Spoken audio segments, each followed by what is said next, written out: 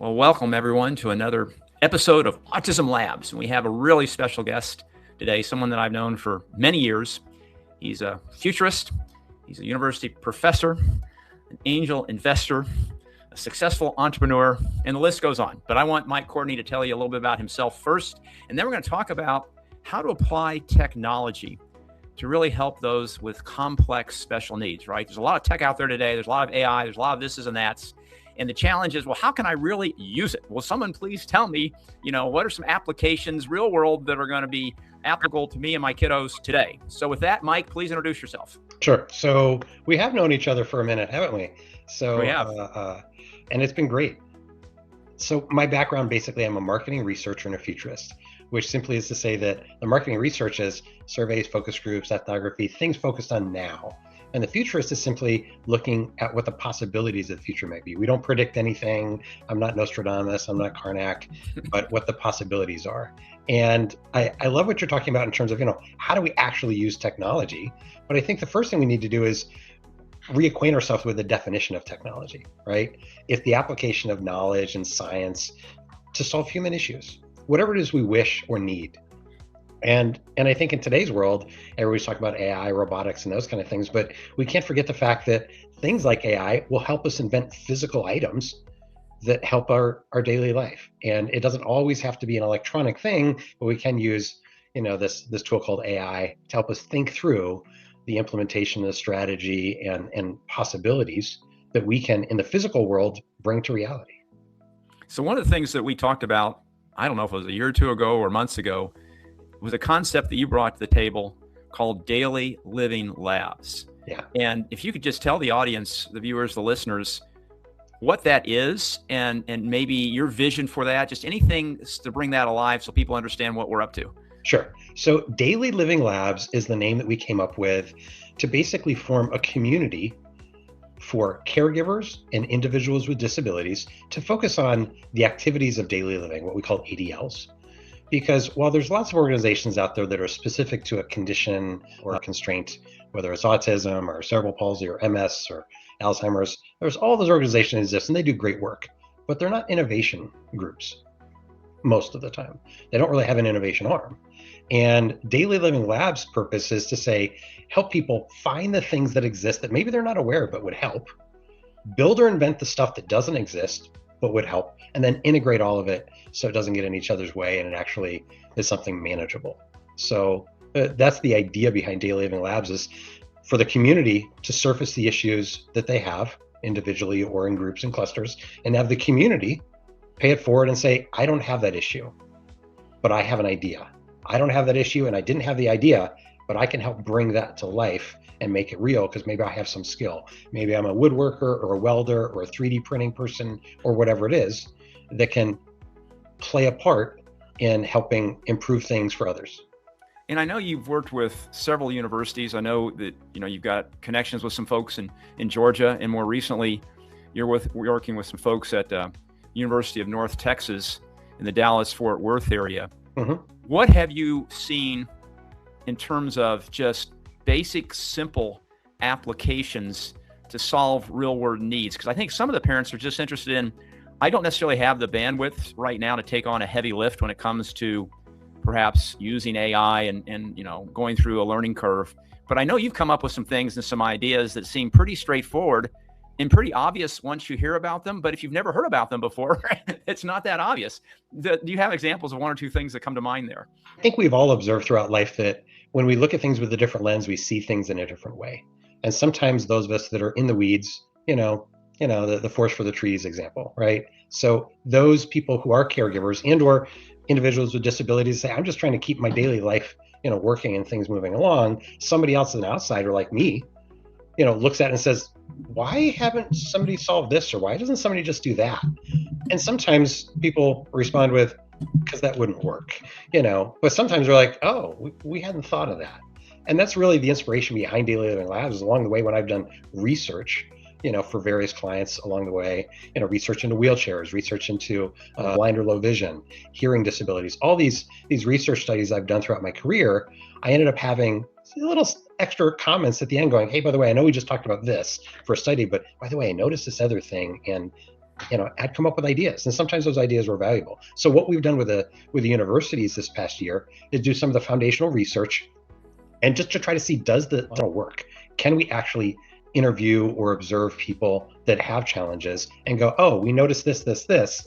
What about this as a solution to a piece of it? And so one of the things that we did this past semester with Professor Cassini, the Texas students, was just that. We said, when we interviewed you and Kay about your son, Michael, said, hey, he reacts really positively and is really engaged when he sees himself on a video screen. And so we got the idea, well, maybe we could use AI and technology to take his image and create images and videos of him doing things, maybe things that you want him to do, skills you want him to learn or be open to experiencing, and we created it. Now, granted, you saw it, it's sort of, version 1.0, but the great thing about technology right now is moving so quickly that version 1.0 can very quickly evolve to version 2, 3, 4, 5, 6, and 10, and go from, it's okay, it's sort of rough around the edges, to, wow, in a very short period of time, again, using the power of a community that's all rowing in the same direction. Yeah, and just so the folks listening get an idea of how this might work in version 2.0, is all you need is a smartphone. That's it. And so who doesn't have a smartphone in your household? And you need a picture, one picture, maybe a few pictures, but let's just say one picture of your special needs, teenager, special needs adult child. And if you want to, maybe some audio. Not a whole lot. And if they're nonverbal, you say, well, how am I going to get audio of my son or daughter who really doesn't talk? And our son's sort of in that bailiwick. He has very few words, but over a period of, a day or two, potentially recording, we were able to capture enough of how he sounds and how he would speak. And you load this into this app that Mike and his students have developed.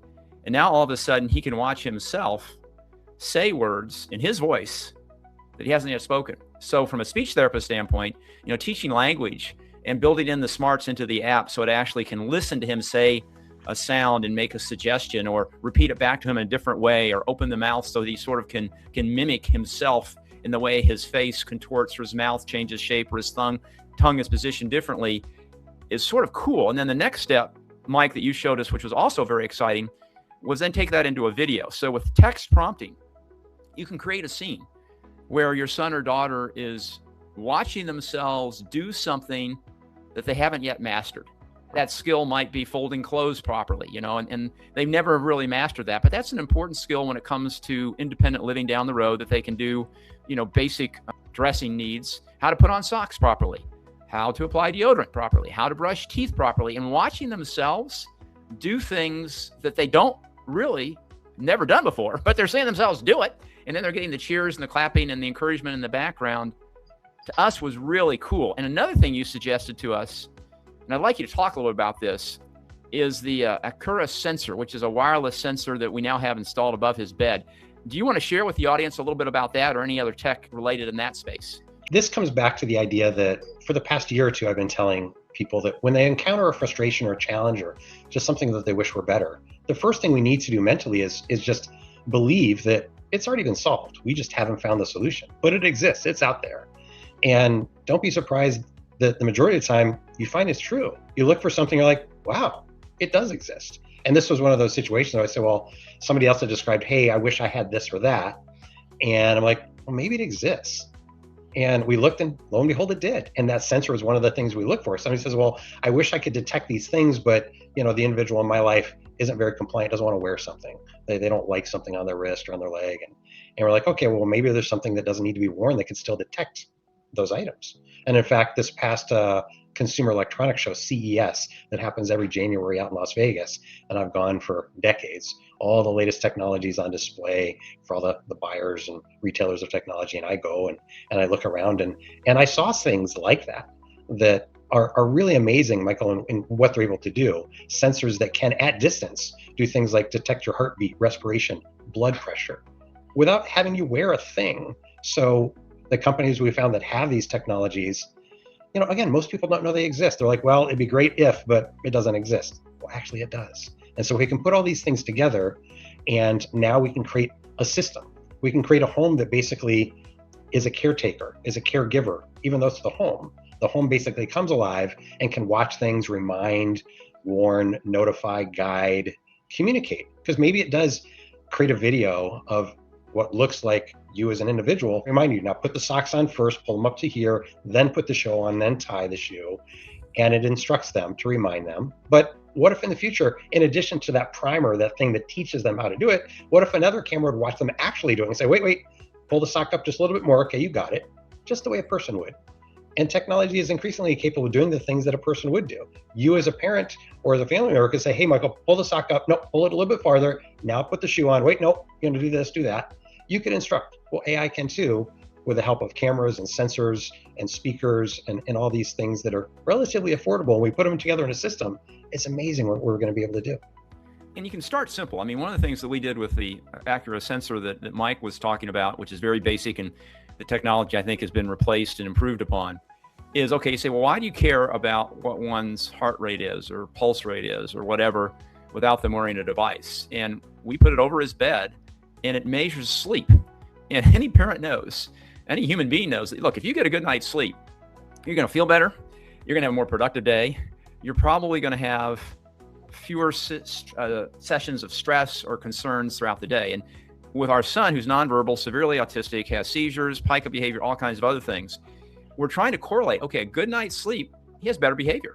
Bad night's sleep, we better put the team on alert. Hey, he may have a rough day, right? He didn't just not get his typical 8 hours, 9 hours. He woke up a couple times and it was a rough night for him. So it lets everyone know ahead of time how to set expectations and maybe how to make adjustments throughout the day just based upon that one metric. And then what Mike's talking about, which is so exciting, is then you couple it into a database of sleep patterns and how to mitigate or how to accommodate behavior with the tool, the robot, the AI, your partner, if you will, making suggestions, right? So he had a bad night's sleep, but the weather's gorgeous outside today. And your AI partner knows that.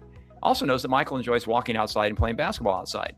So it comes back and says, well, based upon his sleep and maybe some other metrics that we're tracking, like, what he ate and some other stuff, here's maybe a protocol or some adjustments to today's schedule that probably are going to make a successful outcome for the team much more likely, right? Yeah. Because it's nice outside, so everybody wants to be outside. And he had a rough night, so let's just have him walk more and do less mental exercises, or vice versa. Mike, I know in some of the work that you've done with other parents and some of the things that you've talked about with the Texas students, you've got some visions and some dreams and some approaches. Are there any things that come to mind that, hey, even though we're maybe not there today, here's where I see the future going, with an example or two that might excite some of the people that are listening or watching this? At the end of the day, we want to build a community that is a place where people can go in search of answers, in search of help, things that they can't do on their own. And in some cases, it will be just to help them find things that already exist. In some cases, the things they're looking for, the things they really need, don't. But the community is really diverse. If we look at all the people that have somebody in their life, son or daughter, an aunt, uncle, a brother, a family member, a friend that has a challenge, and then look at who their community is, look at who their family is, we've got doctors and engineers and lawyers and designers and software and hardware people, you name it. The community has everything it needs to address the issues. They just have to connect those dots. So I think the exciting thing is to build a community that can connect those dots and not only be able to detect normal patterns that influence what our day or night's going to be like, figure out how we can course correct so we can say, hey, somebody had a bad night's sleep, so therefore be aware, maybe do these things, but then eventually say, what led to the bad night's sleep? And can we nip that in the bud? Can we say, hey, this combination of things means, that this person may not sleep well. Let's course correct it before they even get to bed. Oh, wow. I mean, because we all have those days, right? We all have those things where the straw that breaks the camel's back might be something relatively small. You're like, well, why did that ruin your day? It's like, well, to be honest, it wasn't that item. It was the 10 things that led up to it.